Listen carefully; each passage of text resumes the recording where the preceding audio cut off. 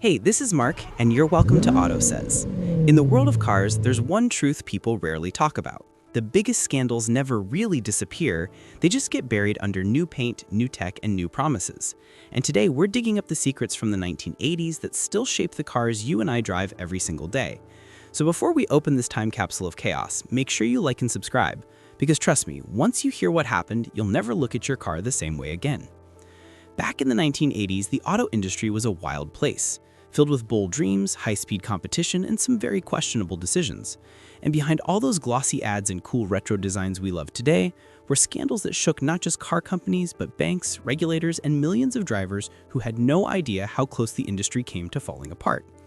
It all starts with a story of confidence, well, overconfidence, when automakers pushed hard to outdo each other with new engines, new electronics, and big promises. Except most of it wasn't ready for real-world roads, and the rush to impress investors led to shortcuts that would later cost billions. Think about this. Imagine buying a shiny new car, only to find out the engine knocks like a washing machine full of bricks, or the onboard computer randomly shuts off like it needs a nap. Sounds funny now, but back then it left families stranded on highways and companies scrambling to avoid lawsuits. And speaking of lawsuits, one of the biggest scandals was the GM X-Car fiasco. Cars that were supposed to be the future but instead came with braking failures, steering issues, and a long list of "we swear this time we fixed it" recalls. Finance departments watched money drain like someone had poked holes in the company wallet, and every fix cost more than the last.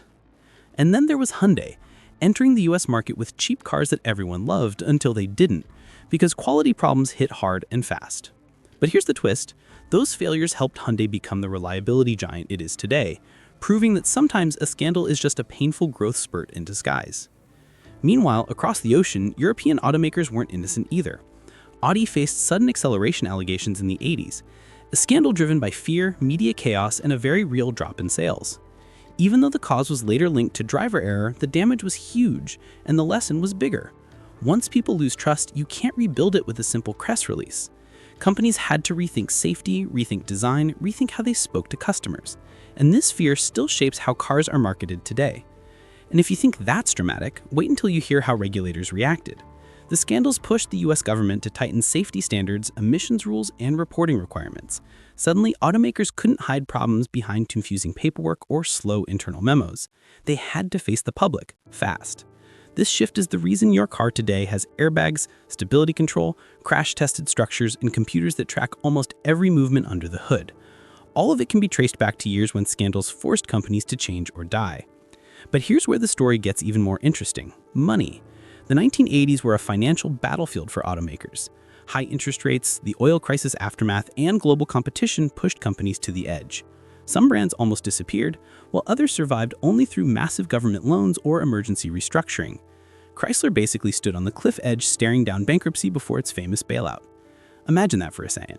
One wrong move, and half the American minivan era might never have existed. These financial scares created a new rule inside automaker boardrooms: never underestimate risk again. Today's cars are shaped by that fear. Automakers run endless safety tests, track every defect, and hold back new tech if there's even a hint of danger.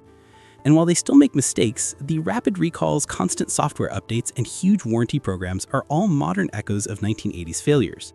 And let's be real, some of those updates feel like your car is more of a smartphone than a machine, but at least it's safer than ever. But here's the part nobody expects.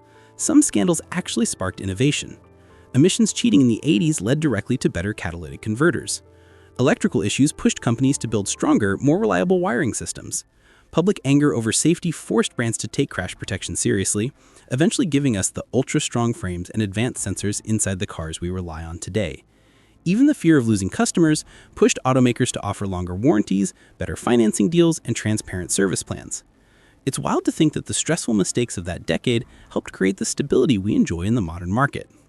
And just when you think the story ends there, there's one more twist. Many of today's biggest car trends, EVs, advanced driver assist systems, over-the-air updates, are being built with the ghosts of the 1980s watching over the engineers. No company wants to repeat the scandals that nearly ruined reputations back then, so they test again, and then test some more. That's why it takes years for new features to hit the roads, even when we're all impatient. But still, history has a funny habit of repeating itself. We've seen signs in recent years: rushed software, battery recalls, questionable marketing claims that suggest automakers still walk a fine line between innovation and disaster. The only difference is that now, thanks to the 1980s, we're quicker to catch them. And as we close this chapter, here's the cliffhanger for you. The scandals of the 80s didn't end, they evolved. And the next big one might already be hiding inside the tech of today's cars. Will it come from a self-driving glitch, a battery failure, a company cutting one corner too many? We don't know yet, but what we do know is this: history always leaves clues, and we've seen these patterns before.